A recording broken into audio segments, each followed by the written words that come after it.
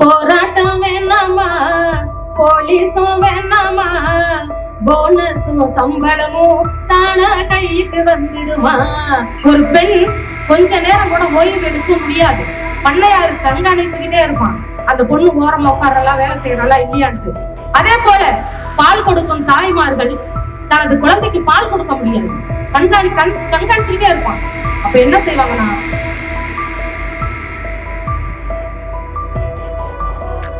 மாத பிரச்சனைனா கூட எங்களால ஒண்ணுக்கு போக முடியாது, பாத்ரூம் ஒரு கிலோமீட்டருக்கு அங்கிட்டு இருக்கு தோழர். காலையில போற பெண்கள் இரவு 10 மணிக்கு தான் வீட்டுக்கு போறாங்க. அந்த அரை மணி நேரத்துல அவங்க உட்காரவே முடியாதுங்க. அந்த பாத்ரூம்ல போய் நீங்க பாத்தீங்கன்னா அந்த பாத்ரூம் ஈர சகதியில எல்லா பெண்களும் அப்படியே குத்த வச்சு கிட்டத்தட்ட ஒரு 100 பெண்கள் அவங்க உட்கார்ந்துருப்பாங்க. அது உண்மையிலே ரொம்ப பாவமா இருக்கு. ஒரு தொழிலாளி பாதிக்கப்படும் பொழுது அந்த தொழிலாளிக்காக தன் கரங்களை உயர்த்துறான் என்றால் அவன் தான் உண்மையான தொழிலாளி. எனக்கு என்னன்னு ஒதுக்கிட்டு போறவன் உண்மையான தொழிலாளி கிடையாது.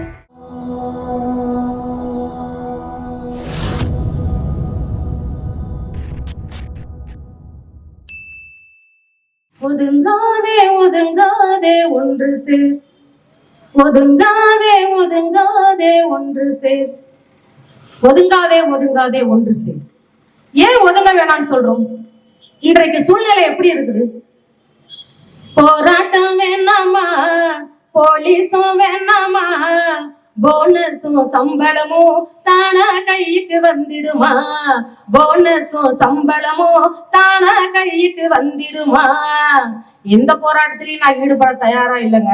நான் உண்டு, என் வீடு உண்டு, என் வேலை உண்டு, என் பிள்ளை குட்டி உண்டு, இப்படித்தானே கதறி கொண்டிருக்கிறோம். இதை நினைத்திருந்தால் இன்னைக்கு சின்னியம்பாளை தியாகிகள் இறந்திருக்க மாட்டார்கள், ஸ்டெயின் சுவாமி இறந்திருக்க மாட்டாரு, கௌரி லங்கேஷ்கர் இறந்திருக்க மாட்டாங்க, இந்த மக்களுக்காக போராடிய எண்ணற்ற தியாகிகள் இறந்திருக்க மாட்டாங்க. நாம் உண்டு நமது வேலை உண்டுன்னு சொல்லி ஒதுங்கி இருந்தாங்க. சின்னியம்பாளை தியாகிகளை பற்றி தோழர்கள் எல்லாருமே பேசினாங்க. அவர்கள் எதற்காக இறந்தார்கள், எதற்காக போராடினாங்க? 1946 ஜனவரி 8ஆம் தேதி தூக்கிலிடப்பட்டார்கள். அதாவது 15 மணி நேரம் உழைக்கணும், ஆனா மாசம் 10,000 ரூபாய் தான், 10 ரூபாய் தான் சம்பளம். இந்த கூலி உயர்வை கேட்டு அவர்கள் போராடுறாங்க. அவர்கள் மட்டும் கிடையாது, அங்கு உள்ள பெண் தொழிலாளர்கள் போராடுறாங்க. அந்த பெண் தொழிலாளர்கள் தொழிற்சாலையிலே பாலியல் ரீதியாக துன்புறுத்தப்படுகிறார்கள். இதற்கு எதிராகவும் அங்க போராட்டம் நடக்குது. அப்படி போராடியவர் தான் ராஜி என்கின்ற ஒரு பெண் தோழர். அவர் அந்த போராட்டத்தை முன்னெடுத்து செல்கிறார். அதன் விளைவாக பொன்னையன் என்கின்ற அந்த கங்காணி ஆத்திரமாகிறான்.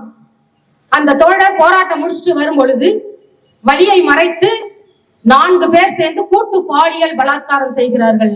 இரத்தப்போக்கு ஏற்பட்டு அந்த பெண் தோழர் உயிர் இழக்கிறார். இதை கண்டு ஆத்திரமிட்ட அந்த 4 தோழர்கள் அவனை அடித்து கொள்கிறார்கள். இந்த கோரிக்கை, இந்த அடி என்பது இது சரியானது. ஒரு தொழிலாளி பாதிக்கப்படும் பொழுது அந்த தொழிலாளிக்காக தன் கரங்களை உயர்த்துறான் என்றால் அவன் தான் உண்மையான தொழிலாளி. எனக்கு என்னன்னு ஒதுங்கிட்டு போறவன் உண்மையான தொழிலாளி கிடையாது. சக தொழிலாளிகள் பாதிக்கப்படும் பொழுது களத்தில் நிற்பவன் தான் உண்மையான தொழிலாளி. இல்லங்க நான் ஒதுக்கி கொள்றேங்க அப்படின்றவன் உண்மையான தொழிலாளி கிடையாது. அவர்கள் நினைத்திருந்தால் அடிபணிஞ்சு போயிருக்கலாம், ஆனார்கள் எதிர்த்து தூக்கிலிடப்பட்டார்கள். நீதிபதி கேட்கிறாங்க, யாராவது ஒருத்தவங்க இல்ல உங்களுக்கு கடைசி ஆசை என்னன்னு சொல்லி அந்த 4 போராளிகளை பார்த்து கேட்கும் பொழுது அவர்கள் சொல்கிறார்கள், எங்களுக்கு 3 ஆசை இருக்குது, அதை நிறைவேற்றுங்க அப்படின்னு சொல்றாங்க. என்ன ஆசைன்னு சொல்லி கேட்கிறாரு. எங்களை சித்தாந்த ரீதியாக வளர்த்த அந்த தலைவரை நாங்கள் சந்திக்க வேண்டும். அதே போல நாங்கள் 4 பேரும் கையை உயர்த்தி இன்குலாப் ஜிந்தாபாத்னு சொல்லி முழக்கம் போடுவதை போட்டோ எடுத்து தரணும். நாங்கள் இறந்த பிறகு இங்க 4 பேரையும் ஒரே குழியில் புதைக்க வேண்டும். இதுதான் அவங்களுடைய ஆசை. ஆனால் இன்றைய சமூகத்தில் இருப்பவர்களுடைய ஆசை என்ன? வீடு வாங்கணும், ஃப்ரிட்ஜ் வாங்கணும், கார் வாங்கணும், என் பிள்ளைய அமெரிக்காவில் படிக்க வைக்கணும், அவன் தொழிலாளியை கூட குத்துன்னு குத்துனாலும் நான் உனக்கு அடி பணிஞ்சுக்கிட்டு நான் இதெல்லாம் வாங்கணும். இதுதானே இன்னைக்கு தொழிலாளர்களுடைய நோக்கமா இருக்குது. ஆனால் பணிந்தார்களா? அடி பணிந்திருந்தால் அவர்கள் உயிரோடு இருந்திருப்பார்கள். இது இன்னைக்கு முதலாளித்துவ சமூகத்தில் மட்டுமல்ல, நிலபருவத்துவ சமூகத்திலும் இதேதான் நடந்துச்சு. கீழ்வன்மணி தியாகிகள் 44 பேர் உயிரோடு எரிக்கப்பட்டார்கள். அவர்கள் என்ன கேட்டாங்க? 1/2 லிட்டர் நெல் கூலி அதிகம் கேட்டதனாலே ஆணும் பெண்ணும் சேர்ந்தே போர்க்கொடி உயர்த்தியதாலே இரக்கமில்லா பண்ணை மிருகங்கள் அவர் குடிசைக்கெல்லாம் தீயை மூட்டி உயிருடன் எரித்தாரே அம்மா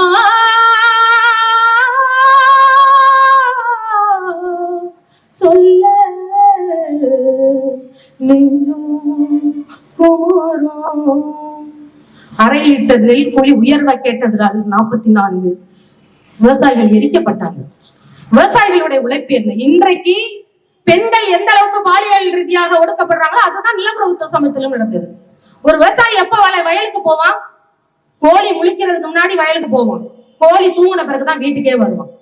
நிறைய விவசாய பெண்கள் வெத்தலை போடும் பழக்கம் இருந்தது. அது ஏதோ உங்களுக்கு அப்படியே என்ஜாய் பண்றதுக்காக வெத்தலை போட்டாங்கன்னு நீங்க எல்லாம் நினைக்கலாம். கிடையாதுங்க.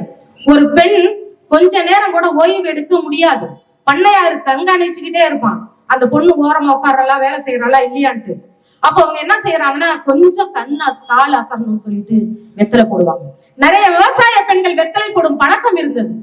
அதே போல பால் கொடுக்கும் தாய்மார்கள் தனது குழந்தைக்கு பால் கொடுக்க முடியாது, கண்காணிச்சுக்கிட்டே இருப்பான். அப்ப என்ன செய்வாங்கன்னா தன்னுடைய மார்பில் இருக்கும் பாலை அந்த நெல்லுக்கு பீச்சு விடுவாங்க. இது வரலாறு. இது ஏதோ கற்பனை கதை அல்ல, இது வரலாறு. இதுதான் பெண்களுடைய அன்னைக்கு அவலநிலையா இருந்தது.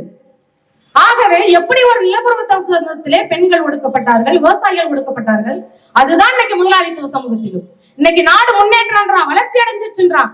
ஆனால் இன்னமும் இன்னைக்கு விவசாயிகள், தொழிலாளர்கள், மாணவர்கள், பெண்கள் ஒடுக்கப்பட்டுக்கிட்டு தானே இருக்கிறாங்க. இன்னைக்கு பெண் 8 மணி நேர வேலை எல்லாம் மாறிடுச்சு. இந்த 3 சட்ட தொகுப்பிலே தோழர் பேசியது போல பெண் தொழிலாளர்களுக்கு இரவு பணி என்பது இன்னைக்கு சட்டமாக்கப்படுது. ஏற்கனவே பெண்கள் அப்படிதான் வேலை செஞ்சுக்கிட்டு இருக்கிறாங்க. ஏன்னா குடும்ப சூழ்நிலை.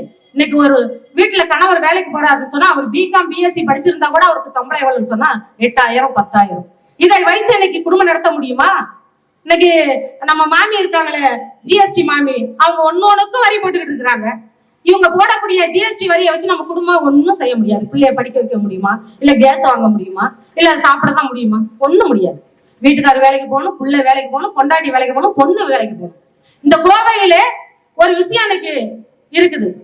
ஒவ்வொரு தொழிற்சாலையிலையும் மாங்கல்ய திட்டம் என்கிற பேர்ல பெண்கள் உறிஞ்சப்படுறாங்க. 60 கிலோவாக உள்ளே போகக்கூடிய பெண்கள் 40 கிலோவாக வெளியேற்றப்படுறாங்க. சக்கையா புளியப்படுறாங்க. அவங்க கல்யாணத்துக்கு அவங்களே நகை நட்டு சேர்த்துக்கணும். இன்னைக்கு முதலாளித்துவம் வளர்ந்திருந்தாலும் இன்னும் வரதட்சணை கொடுமைகள் எல்லாம் நடந்துகிட்டு தானே இருக்கு. ஒரு பெண்ணுன்னா இதெல்லாம் கொண்டுகிட்டு வரணும், சீர் சாணத்தி எல்லாம் நீ கொண்டுட்டு வந்தாதான் இங்க வாழ முடியும். அப்ப இதற்காகவே இன்னைக்கு பெண்கள் உழைக்க வேண்டியதா இருக்குது. ஒண்ணும் இல்லைங்க, நீ இரவு பணியை சட்டமாக்குறேன்னு சொல்ற. ஏற்கனவே பெண்கள் அப்படிதான் வேலை செஞ்சுட்டு இருக்காங்க. நீங்க திருச்சில எல்லாம் எடுத்துக்கிட்டீங்கன்னு வச்சுக்கோங்க, சாரதாஸ் மங்கள் எல்லாம் கொடூரமா இருக்கு. காலையில போற பெண்கள் இரவு 10 மணிக்கு தான் வீட்டுக்கு போறாங்க. அந்த 1/2 மணி நேரத்துல அவங்க உட்காரவே முடியாதுங்க. அந்த பாத்ரூம்ல போய் நீங்க பாத்தீங்கன்னா அந்த பாத்ரூம் ஈர சகதியில எல்லா பெண்களும் அப்படியே குத்த வச்சு கிட்டத்தட்ட ஒரு 100 பெண்கள் அங்க உட்கார்ந்துருப்பாங்க. அது உண்மையிலே ரொம்ப பாவமா இருக்கு. இதுதான் அவங்களுடைய வாழ்க்கையா இருக்கு. இதுதான் இன்னைக்கு கார்பரேட் செய்யக்கூடிய பெண்களுக்கு செய்யக்கூடிய சேவையா இருக்குது. பெண்களை அடிமைப்படுத்திக்கிட்டு இருக்கு, உழைப்பாளர்களை அடிமைப்படுத்திக்கிட்டு இருக்கு. இன்னைக்கு கிக் தொழிலாளர்கள், குறிப்பாக திருச்சியிலே புதிய ஜனநாயக தொழிலாளர் முன்னணியின் சார்பாக தமிழகத்திலே முதல் முறையாக கிக் தொழிலாளர்கள் பாதுகாப்பு சங்கம் அமைக்கப்பட்டிருக்குன்னு சொன்னா தோழர்களுடைய போராட்டம், புதிய ஜனநாயக தொழிலாளர் முன்னணி தோழர்களுடைய போராட்டம். அங்க என்னன்னு சொன்னா பெண்கள் ஆண்கள் எல்லாமே வேலை பார்க்கறாங்க.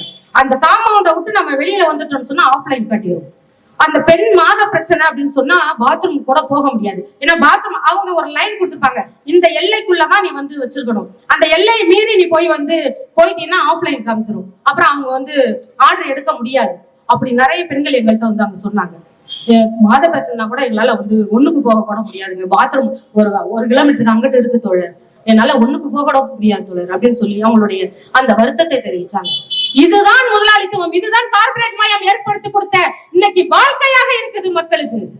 இந்த சட்டத்தை எதிர்த்து நாம் போராடினால் ஒடுக்கப்படுவோம்.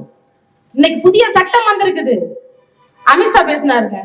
என்ன பேசுறாருன்னா, நீ வந்து அம்பேத்கர் அம்பேத்கர்னு பேசுறதுக்கு பதிலா ஒரு 7 முறை வந்து கடவுளை நீ பேசுனீங்கன்னா சொர்க்கத்துக்கு போகணும்னு பேசுறான் அந்த ஆளெல்லாம். சட்ட பாராளுமன்றத்துல பேசுறாரு.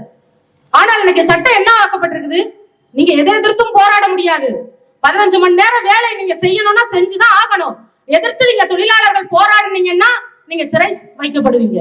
புதிய சட்டம், நீங்க உங்களையே வருத்தி கொண்டு உண்ணாவிரதம் இருந்தா கூட இன்னைக்கு தடை சட்டம் பாயும், சிறையில் அடைக்கப்படுவீங்க.